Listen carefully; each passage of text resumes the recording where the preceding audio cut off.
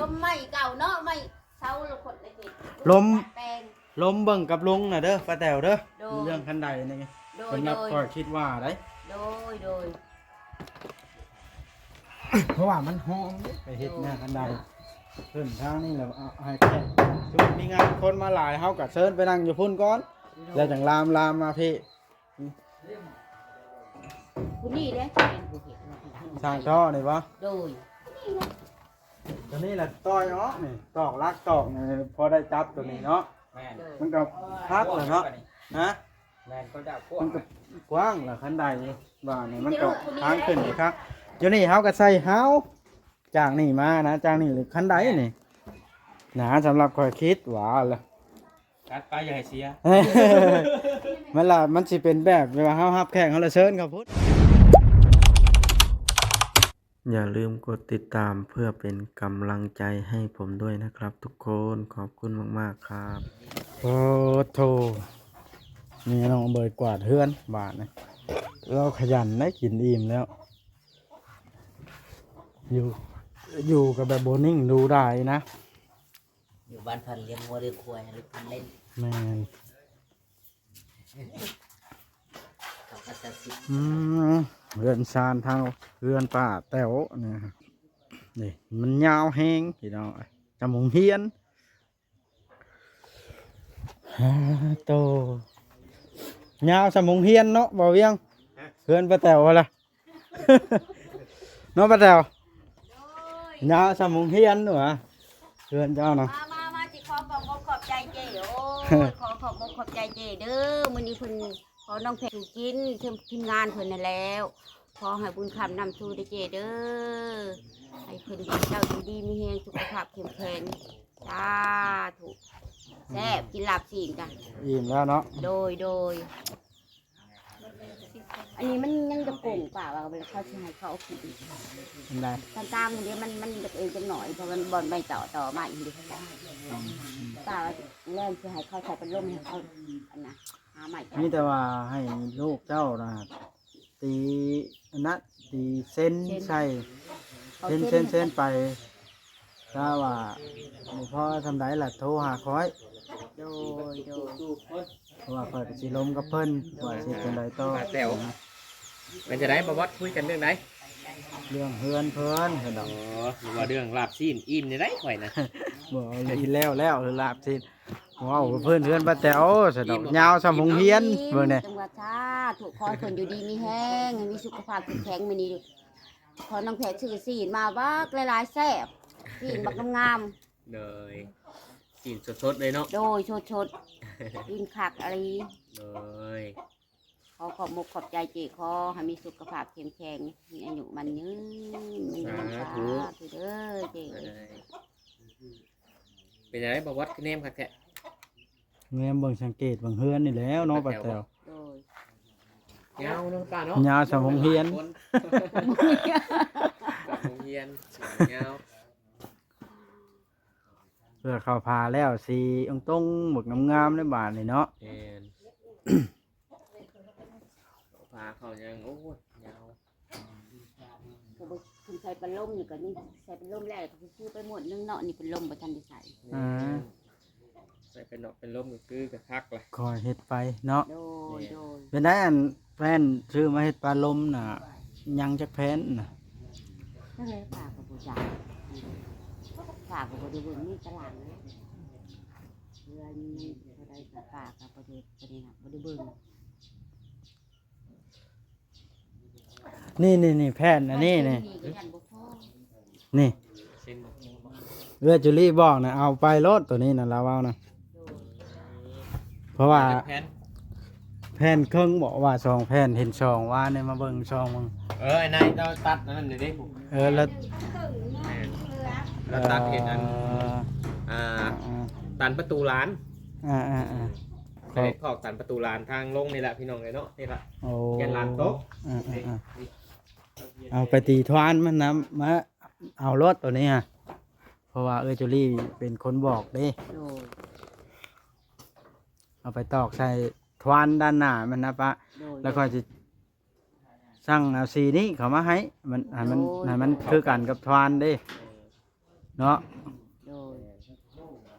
กันอีก เรื่องพามันแล้วจังว่ากัน โดยปากไม่ปากกับบทวันใดจะกินแล้วจะเพิ่นคะแนนเพิ่นจะให้จบงามกระซาถูกยกสะเก้าเท่าเชหัว โอ้ย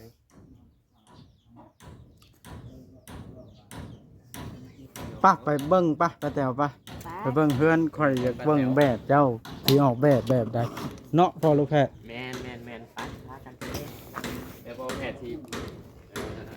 านั่งลบนั่งถามเราว่า ลูกเจ้าก็บ่ยอมพักกินข้าวเนาะเฮ็ดแต่แท้ข้าวก็ได้ บ่ได้อยู่ได้ เบิดมือเบิดเว้นอะไรวานนี่ก็ได้ แต่ลงมือบนถูกกินข้าวกินแล้วก็กินน้ำแล้วก็เฮ็ด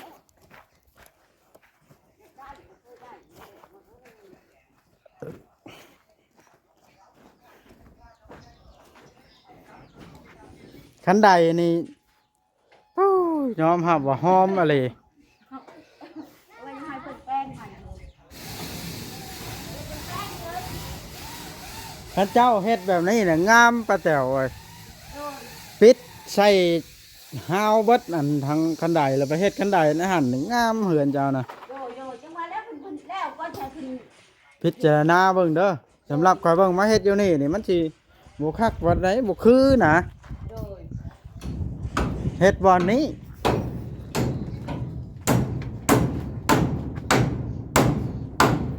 ปฏิตัวนี้ต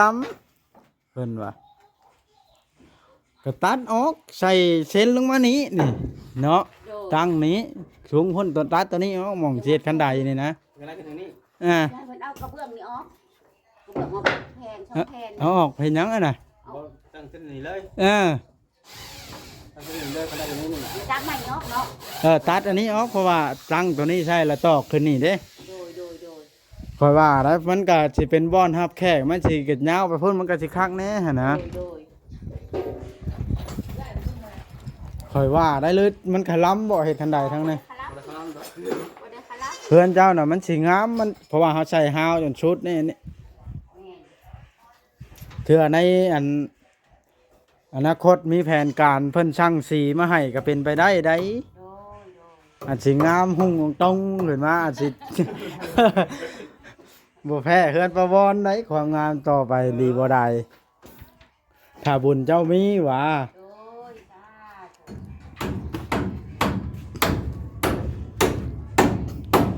ได้เพิ่นเริ่มตอกแล้ว แม่ป้าว่าเฮือนแม่ป้านี่สิน้ำเนาะสิไปไหนลมไม่เก่าเนาะไม่เซาละคนละเฮ็ดแปลง ลมเบิ่งกับลุงน่ะเด้อป้าแต๋วเด้อ โดย เรื่องคันใดนี่ โดย สำหรับข้อยคิดว่าได้ โดย เพราะว่ามันหอมเด้ไปเฮ็ดหน้าคันใดเพิ่นทางนี่แหละเอาให้แค่สมมุติมีงานคนมาหลายเฮาก็เชิญไปนั่งอยู่พุ่นก่อนแล้วจังลามมาพี่ ผู้นี้เด้เป็นผู้เฮ็ด สร้างท่อนี่บ่ โดย ตัวนี้แหละต้อยเนาะนี่ตอกลักตอกนี่พอได้จับตัวนี้เนาะ แม่น มันก็พักเลยเนาะฮะ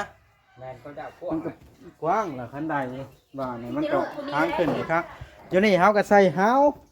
จากนี่มานะจากนี่คันใดนี่หนาสำหรับข้อยคิดว่าล่ะ กัดไปอย่าให้เสีย มันล่ะมันสิเป็นแบบเวลาเฮารับแขกเฮาละเชิญเขาพุ่นหั่นนะเนาะ ตัวนี้ครับบ่แอมเนาะแอมเดือดตัวเทิงนี่เนาะ พนักเด้พนัก ตัวใดตัวนี้นะ ตัวนี้เห็ดพนักตัวนี้แอมเดือดตัวเทิงนี่แหละเนาะ แม่น ต้องมีเข่าทรงกว่าเลย เข้าทรงหั่นแหล้วแนวมันเด้ มันก็สิดูดีคนขึ้นมาเทื่อจากนั่งข้างคันใดก็นั่งอิงเฮาอยู่นี้ นะไหน ไอ้ลูกชายแหละเฮ็ดเป็น มุงกันแล้วล่ะเนาะยังแต่อันนี้ไล่เบิ่งเด้อไอ้ต้อเด้อเจ้าไม่เซ็นนะตอกไปเบิดละหันโทรเข้าเบอร์คอยหันเพราะว่ามันเบิดไม้แล้วมันเฮ็ดต่อบ่ได้เด้เนาะ โดยยังมีเหรอเบอร์เจ้า จักเด้คอยก็ได้ ลืมแล้วค่อยสิจด แอมพานี่แอมที่ละวะ ก็แอมอันนี้แล้วคันแอมพาก็ แอ ได้ มจะช่วงห้องนี่ละวะ แอมแบบเก่าเฮาแล้ว ก็แอมแบบเก่าถ้าเจ้าหั่นแหล้วคัน ได้ผ่ามากันเนาะป้าแต้ว โดยไปเซ็นมันนี่ป้าว่าสิบ่พอมันยังบ่พอ นั่นแหละจังบอกให้ต่อไล่เบิ่งน่ะยังอีกจักเซนหั่นนะ ไปเซ็น ฉันละตอกก่อนเบิ่งบ่พอเท่าใดจังไล่ โดย โอ้บ่ก่อน โดย จังบ่เหลือเพราะว่าสิใช้ห้าวขวางนี่ใช้จักอันซะอันนี้สุดนึใช้2อันบ่หรืออันเดียว อันเดียวก็ได้ หรือบ่ใช้ก็ได้ ผู้ชาย บ่ นะ ใช่ก็ บ่ ได้ ใช้ก็ได้มันจังบ่เปลืองเนาะ แม่น มันก็งามคือเก่าฮะ เพราะว่าเฮาแอมทางนอนดิ อ่า ทางนอนเฮาบ่ได้แอมทางตั้ง นี่จะใส่เวทปีดมันยังมีเท่านี้แหละก็ยานั้น โอ้ เอาใส่แล้วเฮาก็ตั้งเส้นไปเลย บ่ใช่ก็ดีคือกัน บ่ใส่ แต่ว่าตอกนี่เฮาเอาเหล็กกระปูโตมีหมวกนะบ่ตอกผ้านะ ปูยัง ปูธรรมดาก็ได้ กระปู4ตัวใหญ่นะเนาะ แม่นตะปูสี่นะ อืม ตัวมันมีหงวกมันสิเห็น เห็นหมวก ขาวๆมันเด้ อันนี้ก็เว้าไว้ได้ต่อเอ้ยยังบ่ได้ผ้าได้ ให้เจ้าเฮ็ดงามไว้ก่อนรถหั่นนะเทื่อในอนาคตหาได้จังเอามาตอกใช้แต่ว่าไม้เช่นนี่ค่อยสิล้มน้ำเพิ่นให้ได้มาตอกอยู่ดอกให้มันพอตัวนี้หน่อยไม้เช่นตัวตั้งนี่ฮะเฮ็ดเป็นช่างต่อเนาะ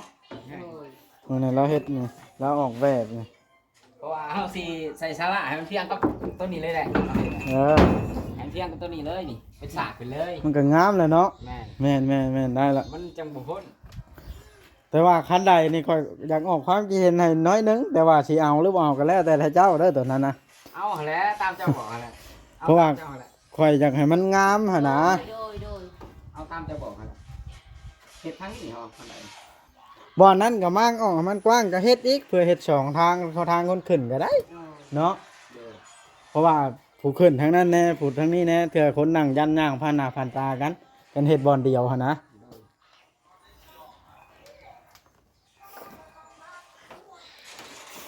นี่แต่ตีเส้นนี่แหละให้มันแล้วจึงว่ากันทวานนะว่านะเพราะว่าถ้าบ่แล้วตัวนั้นมันสิดำเนินบ่ได้ได้บัดนี้เนาะแล้วเรื่องอื่นจังค่อยว่ากันค่อยอยากเบิ่งว่ามันสิออกมางามซำใดถ้าเจ้าเฮ็ดนี่ค่อยว่าเริ่มงามแล้วเด้อนี่ เออ ขนาดเป็นเฮือนโบราณยังแก้ได้ซำนี้ถือว่าเก่งเติบทั้ง แก้ได้ย้อนใหม่ๆแล้ว มัน นี่ตัวงาม มันก็สิงามเด้เฮือนเจ้าคันแล้วสมบูรณ์เนาะ ย้อน แน่น ใหม่นี่แล้วเขามาตื่นมาแคมลงมาเท่า ไม่ นั้น เก่า ไม่เก่าเบอร์ยัง มันก็บ่ได้เลย มันก็สิไล่คือเก่ามันยังไม่เก่ามันใหม่มันก็เฮ็ดหยังมันก็ละเอียด เลย เฮ็ดให้มันหักได้ใหม่ๆเฮ้ยคือเสาเรือนเฮา นั่นแหละท่านเอาหยังตอกใช่ละตอกโลดตะกี้ มีเด้ บ่มี โอ้ตัวนี้นี่ อันนั้น บวกกับแฮนแล้วบ่เจาะแล้ว ร้อนออกโลดและอันใส่ไม้งามๆตั้งยึดกับตัวนี้นี่พนักนี่เฮ็ดฮาวเลยนี่สิงามก่อนสำหรับข่อยว่าได้ แล้วก็จะมาตั้งตัวนี้แล้วเนาะตั้ง เพราะว่าตัวนี้มันแห้งแน่นแล้วเขาตั้งเห็นมันแน่นเลยตอกยึดใส่กับตัวนี้เลยนี่อันนี้เอามาใส่ให้มันดูบไดเท่ซื่อ ศิลปะ ๆเอ้ยนี่นะอนาคตนี่คอยเว้าเท่าอันนั้น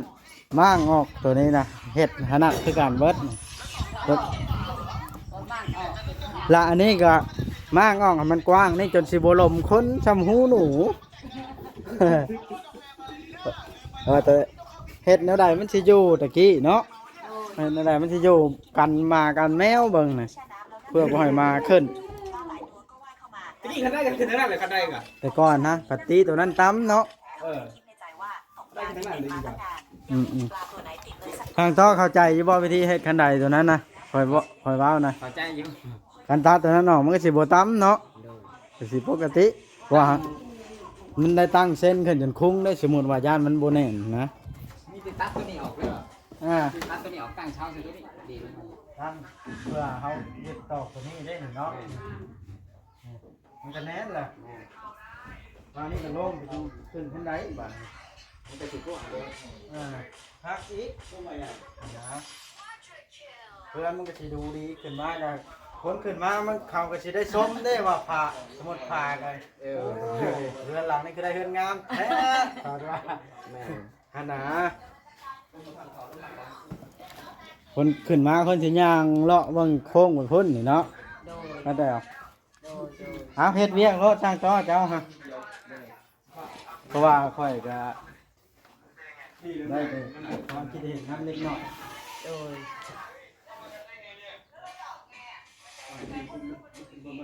ต้องได้ชื่อลบแน่เนาะ โดย ลบมันก็แมทซ้ำกันแล้วกับช่างกระสีนะอันนั้นช่างต่อ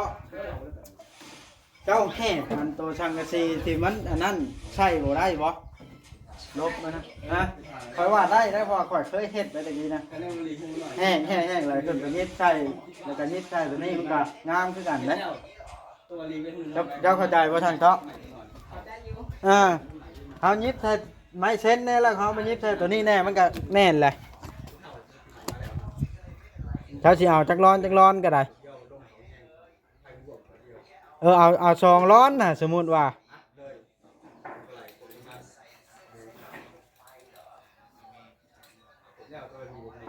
พอดีเนาะ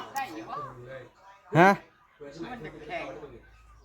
แข่งแล้วมันจังคักล้มจังโบพัดตึงตั้งก็สิบอกวิธีเฮ็ดคันว่าบ่ได้นะเพราะว่าเขาเอายิบใช่ไม้เส้นเขาแน่เด้แล้วเขาก็ยิบใช่ตัวนี้แน่นี่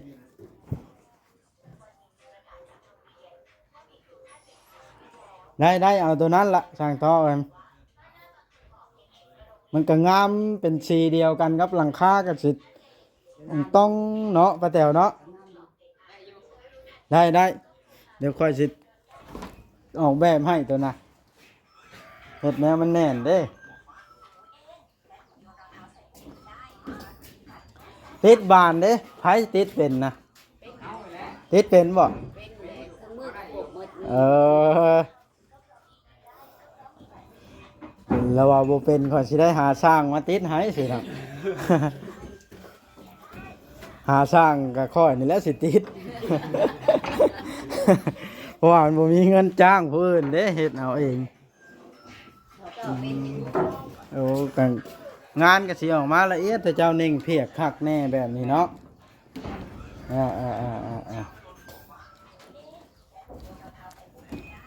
เป็นสร้างต่อนี่เนาะตอกเบิ่งแนวใดก็ได้คำบ่พอจังโทรข่าวกันเรื่องไม้เส้นนี่ก็ได้เฮ็ดแล้วมันอย่างให้มันออกมาแบบสมบูรณ์แบบว่าเอาซ้ำงบพอนะพอตัวใดเฮาซื้อตัวนั้น โดย เนาะป้าแต๋ว โดย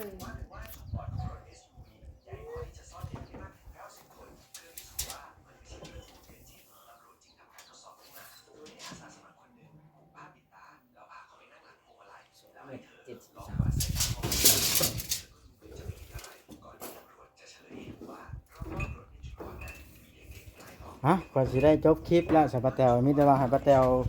ให้พรขอบบุญขอบคุณเพิ่น บุญขอบคุณเด้อเจเอ้ยผู้สอนผู้สู้ผู้อุปถัมภ์คำสู้แม่ป้าขอให้เจอยู่ดีมีแรงสุขกายสุขใจเด้อเป็นลมโพลมให้แม่ป้าจ้าถูกยกเสก้าวเท่าตัวเจเอ้ย นี่แหละเดี๋ยวจะรีเพราะว่าทางน้องก็สิเที่ยวเข้ามาเบิ่งอัปเดตไปเรื่อยๆจุดใดขาดตัวบกพร่องเฮาก็สิแนะนำไปนำแล้วสิถ่ายให้เอ้ยเบิ่งทุกขั้นทุกตอนบ่ให้เพิ่นลัดคิวไปตัวนั้นตัวนี้มันสิบ่เป็นอันสิแล้วเฮ็ดแบบนั้นเนาะ โดย เลยก็ยิ่งก็ย่างไปหลายอันหลายแล้วบ่ได้แบบนั้นต้องเฮ็ดแล้วทีละอันเฮ็ดเช่นก็คือเฮ็ดเช่น โด บ่ ย เฮาย่างไปเฮ็ดตัวอื่นนะทางต่อไปซื้อมาแล้วบ่เลยกระปูนะ ย่างอะไรจะมาเข้าไป ข่อยเอาเงินให้แล้วผมหันก็ได้ข่อยแล่นออกไปข่อยคาดแล่นเข้ามาอีกให้เพิ่นไปซื้อเอาเอง โดย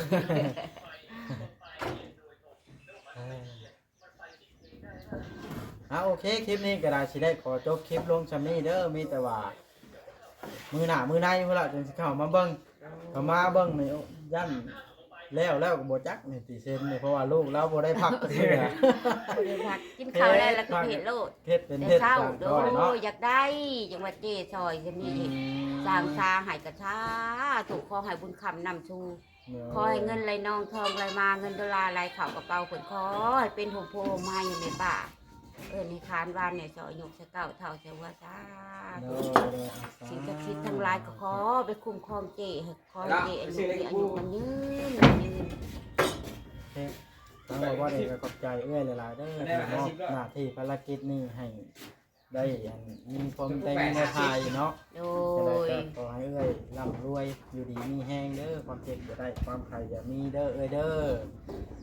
ขอให้เอื้อยสุขกายสบายใจสำหรับคลิปนี้ก็ผิดพลาดประการใดหรือว่าหมู่มวลหนูๆทางบอสก็ขอโทษน้ำลายๆพี่น้อง FC เบิดทุกคนเด้อเนาะเอารอชมในคลิปต่อไปว่าสิเป็นจังใดต่อเพื่อนหลังนี้พี่น้อง